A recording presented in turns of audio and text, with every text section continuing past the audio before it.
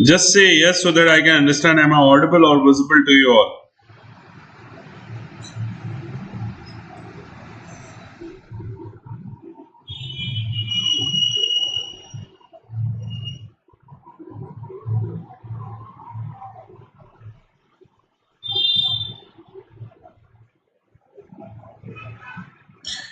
Okay, so let's start today's session. So in the part 1, I discussed about the basics of implants, and I'll be continuing through after that part that we discussed last time. So the first thing that I would discuss today is the types of implant surgery. So there are basically two classifications of implant surgery. In the first classification, it depends upon how many surgeries you perform from the time of implant placement to the placement of the prosthesis or the crown over it. So the first is one-stage implant surgery and the second is two-stage implant surgery. So in one-stage implant surgery, it means from the time of implant placement to the final prosthesis, only one surgery will be done. Okay, so it means at the time of implant placement, I'll directly place a component that is known as a healing cap. So at the time of the top pictures are of one-stage surgery, in which at the time of implant placement, we'll directly place a healing cap over it, so that after 3 months when that implant osseointegrates with the bone, I can directly remove this healing cap, make an impression and send it to the lab for the prosthesis fabrication. That is one stage implant surgery.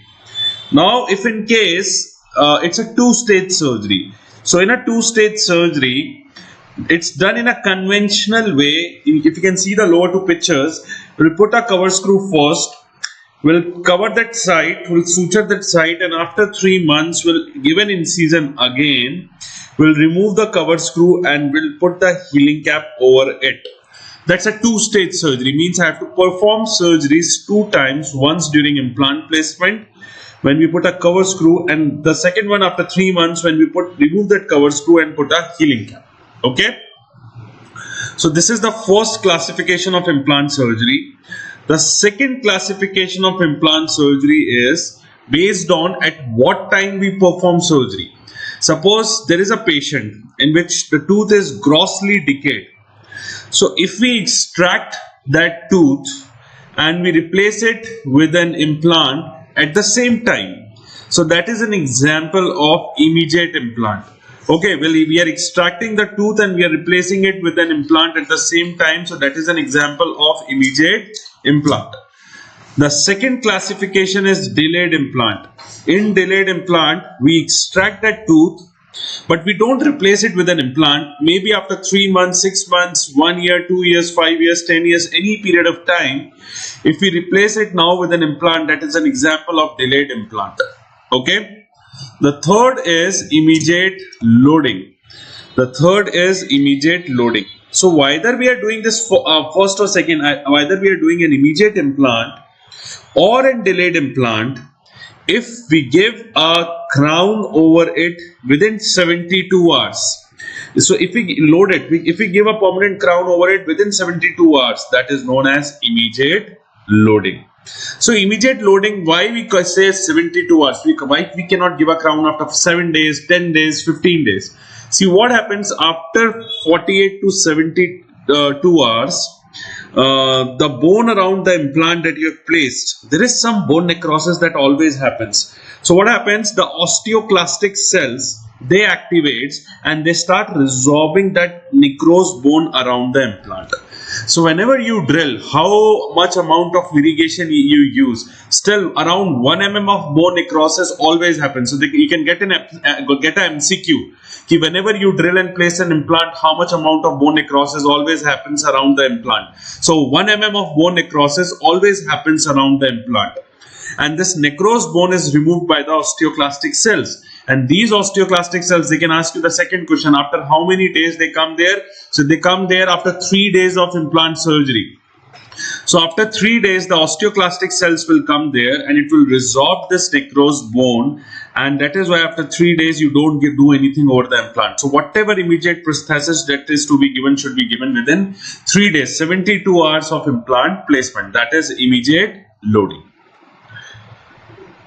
Okay, so now why titanium? Why not some other metal? So the first and the most important reason is it is inert, it is biocompatible. It has a very important property that is known as a wettability. Titanium has very good wettability. Now what is wettability? You must have seen, as we take this titanium implant and we put it into the osteotomy, it comes in contact with the blood. As this titanium implant comes in contact with the blood, a thin layer of blood is formed over that implant. This happens because titanium has good wettability. Okay, now see what happens. Why it is important? You must have heard about PRF. What is PRF? Platelet rich fibrin. So how is this PRF formed? We take some patient's blood, we centrifuge this blood into a PRF machine at 3000 RPM for 10 minutes. Now if you can see this test tube, the lower part is red blood cells, the middle part is PRF, and the topmost part is PPP, that is platelet poor plasma. The center part is PRF. So this PRF is rich in blood vessels. It is rich in growth factors. So it is rich in a lot of growth factors.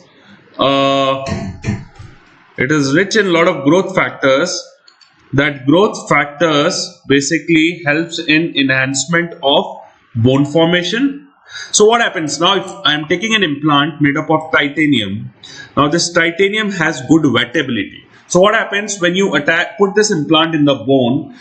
It comes in contact with blood. This blood has platelets. This platelets disintegrates. It breaks. So what happens? Whatever growth factors are there in the platelets, these platelets will help in integration of this implant with the bone. So that is why an implant made up of titanium should be used that has good wettability. So second important property, why titanium? Because it has good wettability. The third property is, please remember, it is not titanium that osseointegrates with the bone. So what happens whenever you take that implant out of that implant box and it comes in contact with the environment? It comes in contact with the environment. So there is a thin layer of titanium oxide that is formed over that implant.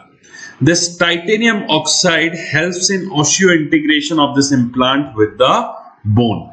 So you may get a question, what integrates with the bone, titanium or titanium oxide? So please always remember, titanium oxide osseointegrates with the bone.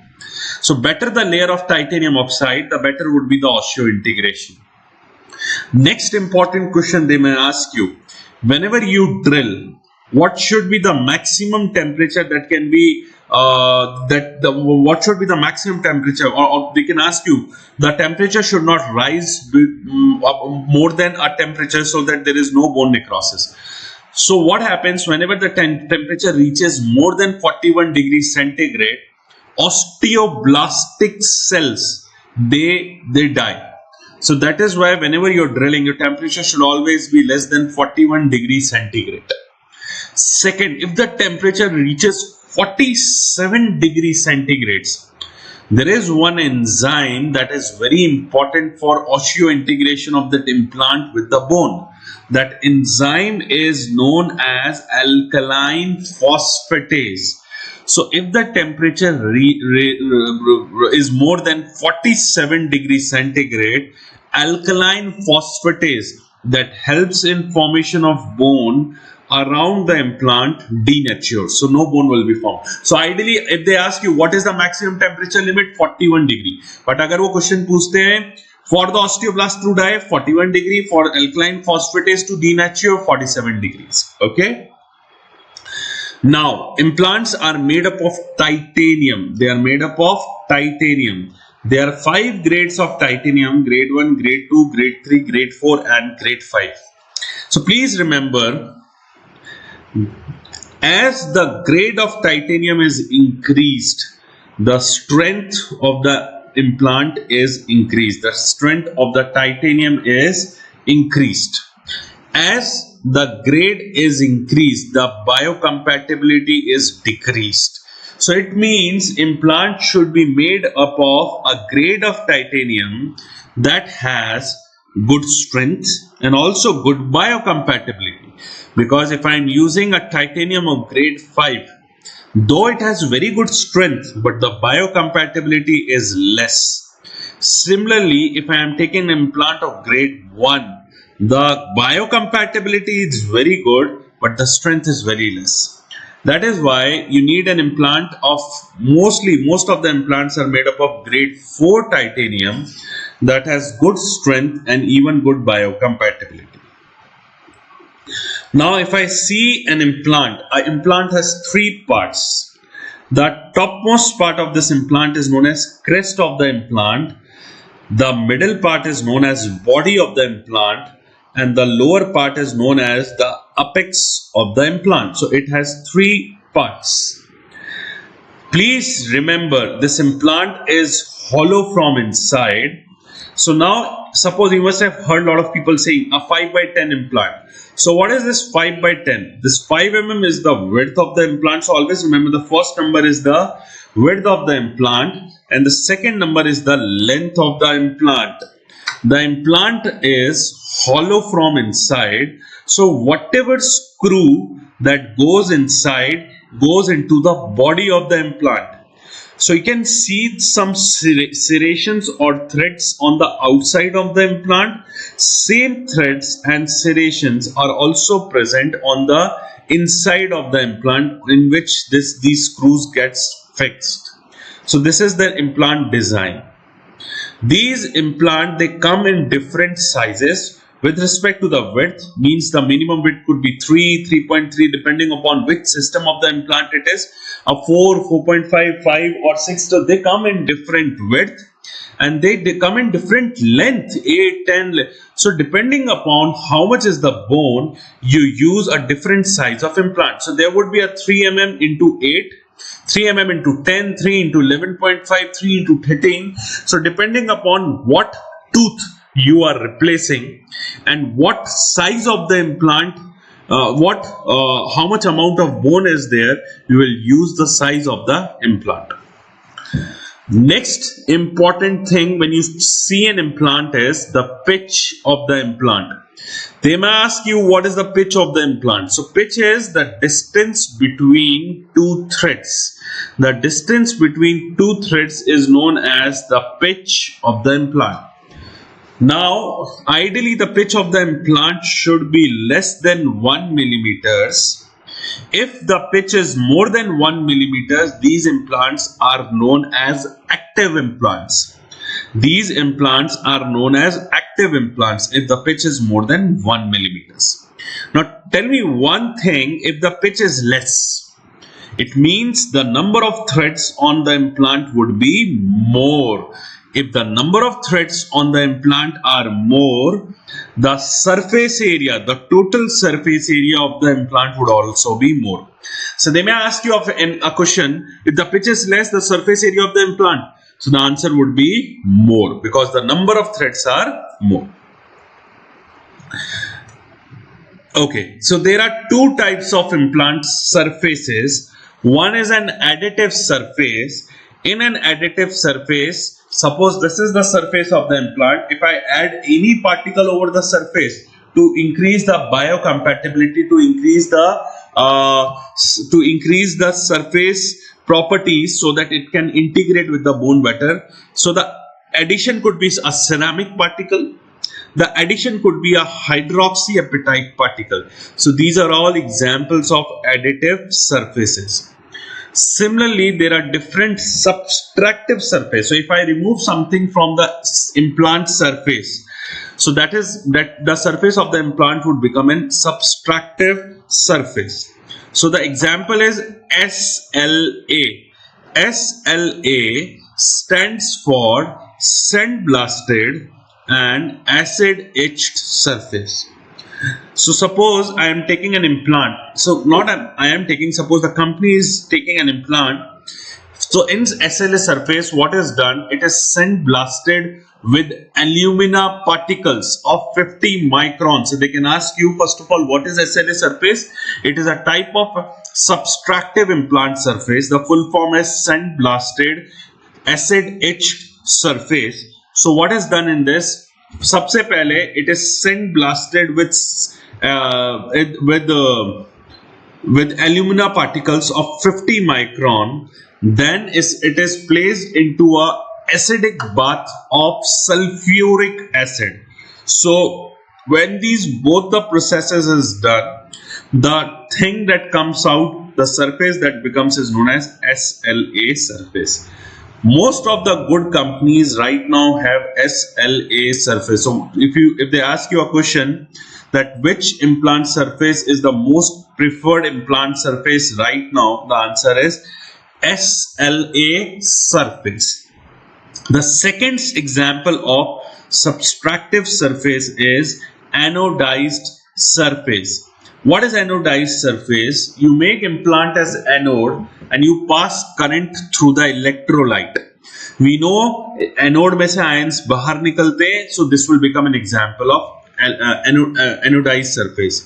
So they may ask you an example कि anodized surface किस implant में है. So the answer is Noble Biocare has anodized surface and they call this surface as Ti-unite. So अगर वो question आता है Ti-unite surface is present in, answer is Noble Biocare and it is an example of anodized surface. The third surface and the worst surface that is not commonly used is resorbable blast media, but it is again an example of subtractive surface. So they may give you a question, which of the following is not an example of subtractive surface? Number 1 option SLA, number 2 anodized, number 3 RBM, number 4 hydroxyapatite. So answer would be hydroxyapatite.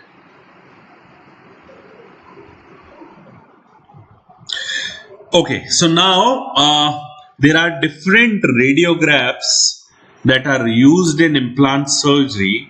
The first radiograph is IOPA, that is a normal standard periapical radiograph. The second is OPG or a panoramic radiograph.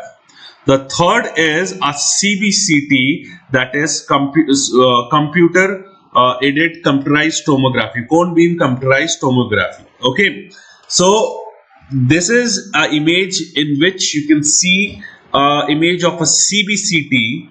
So if I show you this image, this is a sagittal view, this is a panoramic view, and this is the axial view.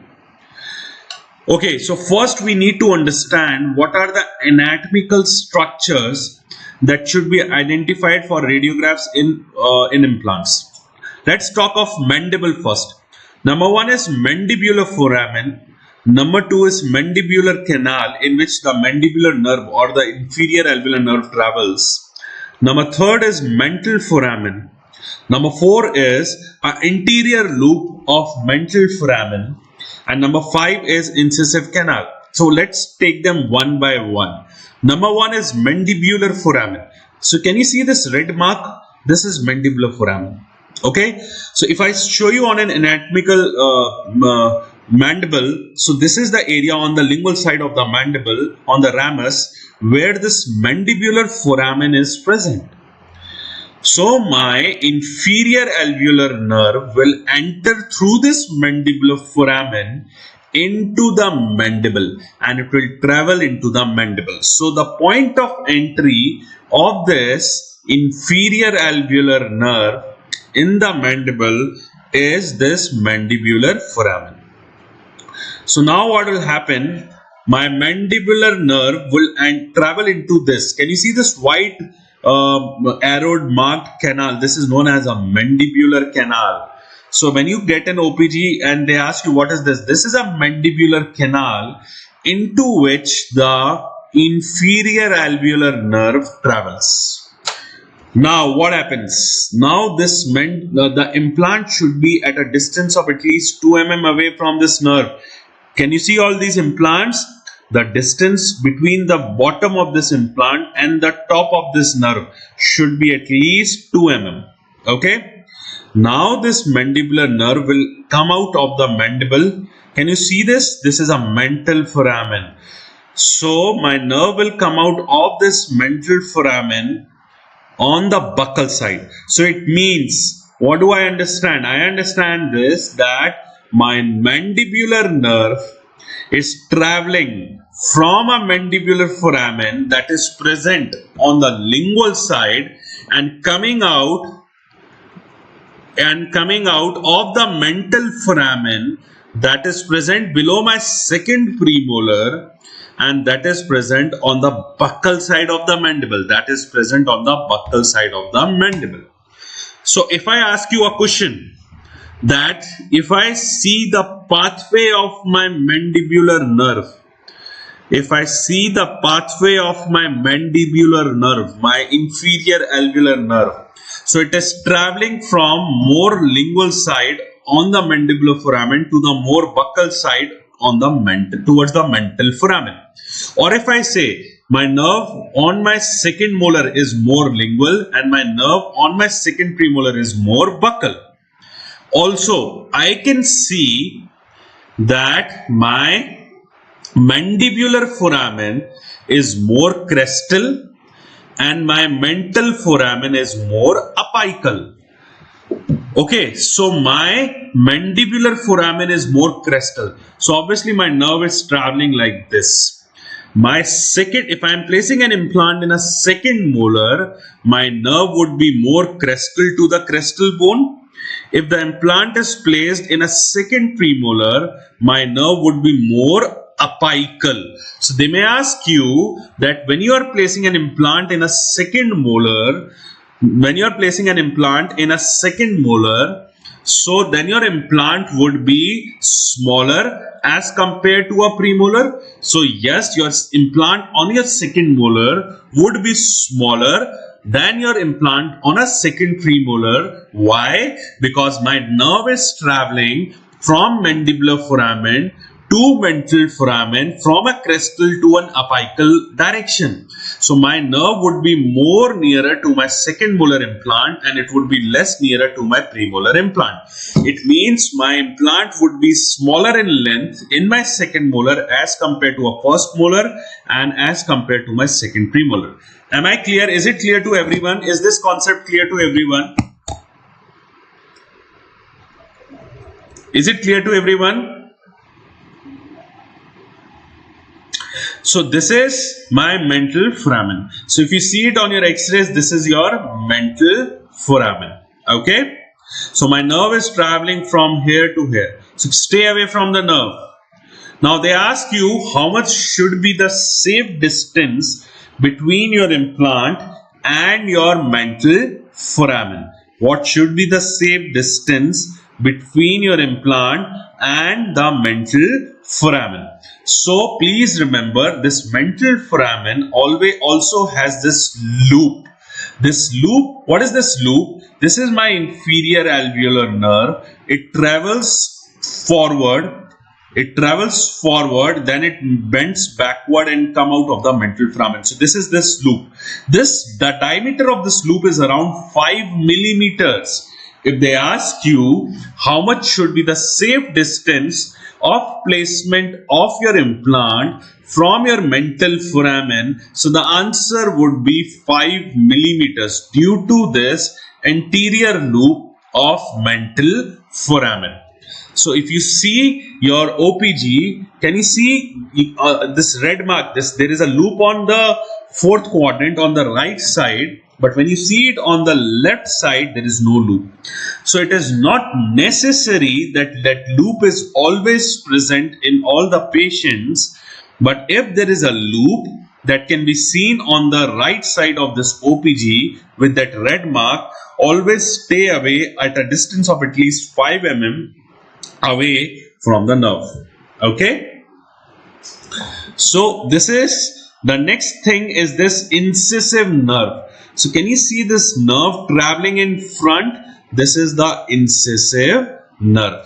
So this incisive nerve does not supply to any part of the lip, to any part of the vital structures. So they may ask you a question, even if you are placing your implant, and if that implant touches that incisive nerve, not the mental nerve, incisive nerve, Will your patient have some symptoms? So your patient will have no symptoms. But if your implant touches the inferior alveolar nerve or your mental foramen, your patient will develop paresthesia of the lip.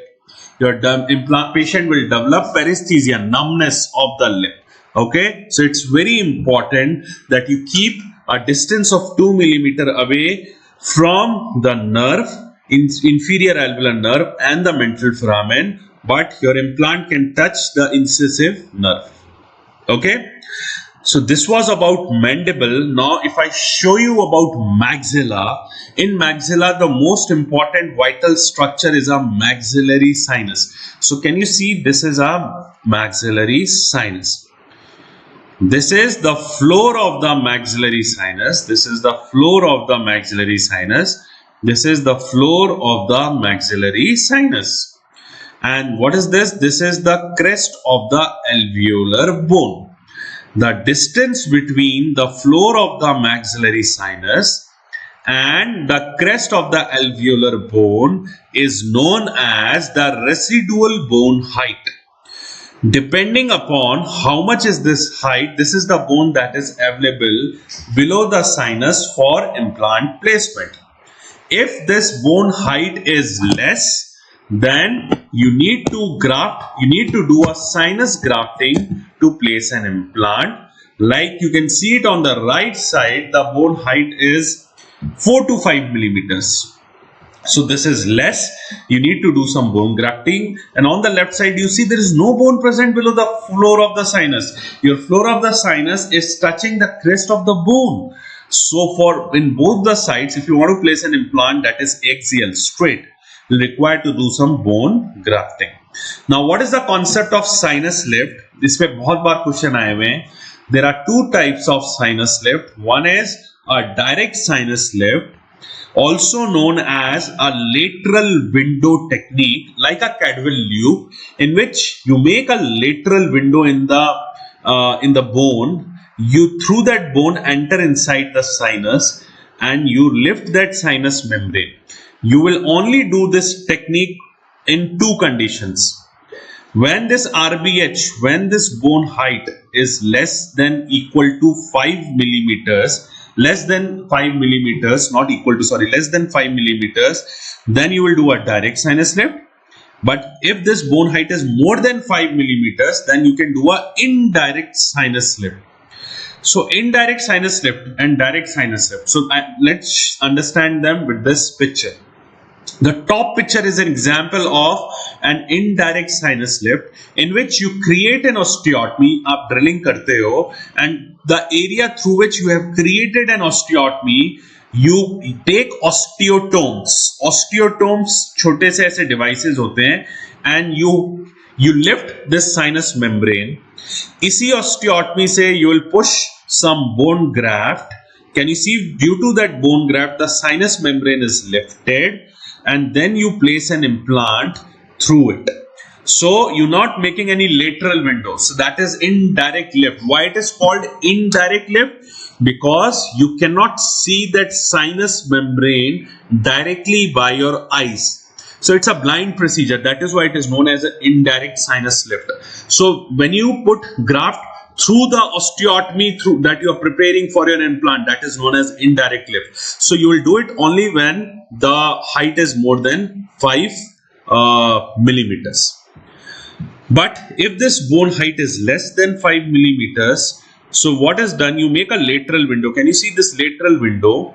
You lift the sinus membrane, you put graft inside, and then you place an implant. That is an example of direct sinus lift. Okay. You do it when this height is less than 5 millimeters. So see, lateral window, push the sinus membrane first, and then we put a graft. When this bone is formed, then we place an implant. So this is direct sinus lift. Is it clear? So we have covered today the anatomical structures and a concept where to do a direct sinus lift and where to do a indirect sinus lift. So next time we'll be discussing about different prosthetic options in implant dentistry. Okay, so I'll be covering all this implant part in 4 or 5 parts of videos so that you can revise and you can remember them just before your exam. And I'll try to cover up everything, because I've seen nowadays they're asking questions from different parts of implants that they're going very deep. So we need to cover up things, and I'll try to simplify it as much as possible for you. But just go through these videos again and make notes and try to remember things. Okay, so that's all for today. Thank you so much.